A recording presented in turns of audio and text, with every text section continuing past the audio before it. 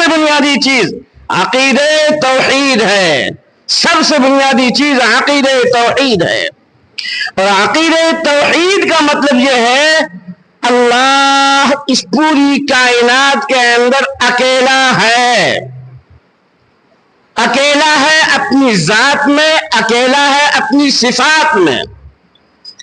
اس پوری سنسار کے اندر کیا زمین، کیا آسمان، کیا چاند، کیا سورج، کیا کہکشاں ہے، اب اس دنیا کے آگے بھی اگر کوئی دنیا ہے تو اس پورے سنسار میں اللہ کی ذات اکیلی ہے، اور اللہ کی صفات جو اس کے لیے خاص ہے وہ اسی کے لیے زیبا ہے۔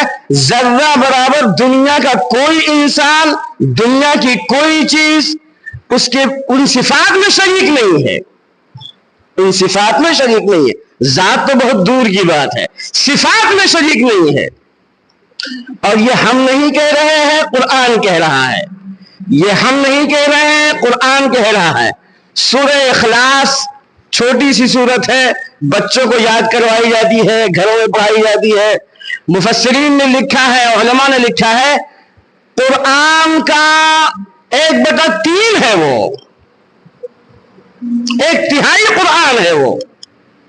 یعنی قرآن کریم کے اندر 3 قسم کے مضامین بیان کیے گئے ہیں: عقیدہ توحید، عقیدہ رسالت، عقیدہ یوم آخرت۔ یہ 3 بنیادی مضامین قرآن کریم کے اندر بیان کیے گئے ہیں: عقیدہ توحید، عقیدہ رسالت اور عقیدہ یوم آخرت۔ اس سورہ کے اندر عقیدہ توحید کا خلاصہ، اس کا نچوڑ، اس کا مغز بیان کیا گیا ہے سورہ اخلاص کے اندر۔ کیا کہا گیا ہے؟ قل، اے نبی صلی اللہ علیہ وسلم، اے محمد صلی اللہ علیہ وسلم، آپ اعلان کر دیجئے، آپ لوگوں کو بتا دیجئے، آپ لوگوں کو سمجھا دیجئے، هو اللہ احد، وہ اللہ ایک ہے،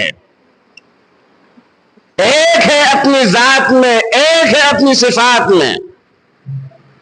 اللہ الصمد، اللہ بے نیاز ہے، وہ اس کائنات کے کسی بھی کام کے کرنے کے اندر کسی کا محتاج نہیں ہے۔ الصمد کا مطلب کسی کی ضرورت نہیں ہے، کسی انسان کی ضرورت نہیں ہے، کسی فرشتے کی ضرورت نہیں ہے، کسی جن کی ضرورت نہیں ہے۔ ہر کام کے کرنے میں وہ بے نیاز ہے۔ لم یلد ولم یولد، نہ کسی کا بیٹا ہے نہ کسی کا باپ ہے۔ باپ ہونا کمزوری کی بات ہے، اس لیے کہ باپ کو جب بڑھاپا آتا ہے تو بیٹے کا سہارا لینا پڑتا ہے۔ بیٹا ہونا کمزوری کی بات ہے، جب پیدا ہوتا ہے تو والدین کو سہارا دیتے ہیں، اس کو نہ کھا سکتا ہے، نہ پی سکتا ہے، نہ چل سکتا ہے، یہاں تک کہ نہ پیشاب و پخانہ کر سکتا ہے۔ اللہ تعالیٰ کی ذات ان تمام کمزوریوں سے بالا و برتر ہے، ولا الورا ہے۔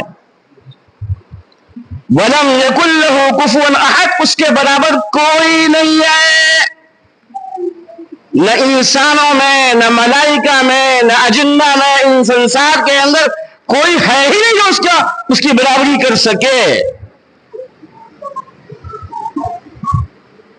تو قرآن کریم نے کہا ہے لَيْسَ كَمِثْلِهِ شَيْءٌ، چھوٹا سا جملہ ہے، بہت چھوٹا سا، بہت مختصر سا جملہ ہے، لیکن اس کا مطلب کیا ہے؟ اس کی طرح کوئی ہے ہی نہیں، کوئی چیز نہیں ہے۔ اللہ کی ذات اور اللہ کی صفات ایسی ہیں یہ ذرہ برابر اس میں کوئی شریک ہی نہیں ہے، اس کی برابری کر ہی نہیں سکتا ہے۔ اچھا، کبھی کبھی دماغ میں یہ بات آتی ہے، ٹھیک ہے اللہ ایک ہے، لیکن بارش کا نازل کرنا، ہواؤں کا چلانا، دھوپ کا نکالنا، کسی کو بیماری دینا، کسی کو صحت دینا، کسی کو اولاد دینا، کسی کو مارنا، یہ تمام کام بیک وقت کیسے ہوتے ہیں؟ ایک اکیلی ذات ہے تو ہمارا دماغ اتنا چھوٹا ہے کہ ہم اپنے چھوٹے دماغ سے دنیا کے انسانوں پر اللہ کی ذات کو قیاس کرنے لگتے ہیں، تصور کرنے لگتے ہیں۔ جیسے انسان بغیر سہارے کے کام نہیں کر سکتا ہے، ویسے اللہ کیسے کرے گا؟ قرآن کریم نے کہا انما امرہ اذا اراد ان یقول لہ کن فیکون.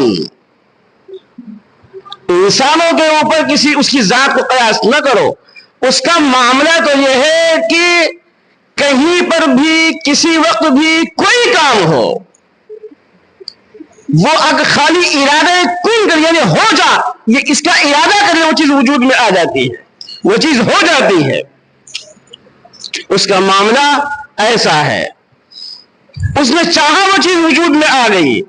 تو دماغ میں ذرہ برابر ہمارے آپ کے کسی بہن کے کسی بھائی کے کسی بوڑھے کے کسی بچے کے دماغ میں کہیں یہ بات بیٹھ گئی ٹھیک ہے اللہ تو ہے لیکن بیماری فلاں جو ہے وہ ختم کر دیتے ہیں، اولاد فلاں دے دیتے ہیں، یا کچھ کام بنا دیتے ہیں، تو اس کا مطلب یہ ہے کہ اللہ تعالیٰ کی ذات اور صفات میں تھوڑا تھوڑا آپ کو شک ہو رہا ہے، اور یہ شک کا آنا ہی توحید کی کمزوری کی بات ہے، توحید کی کمزوری کی بات ہے.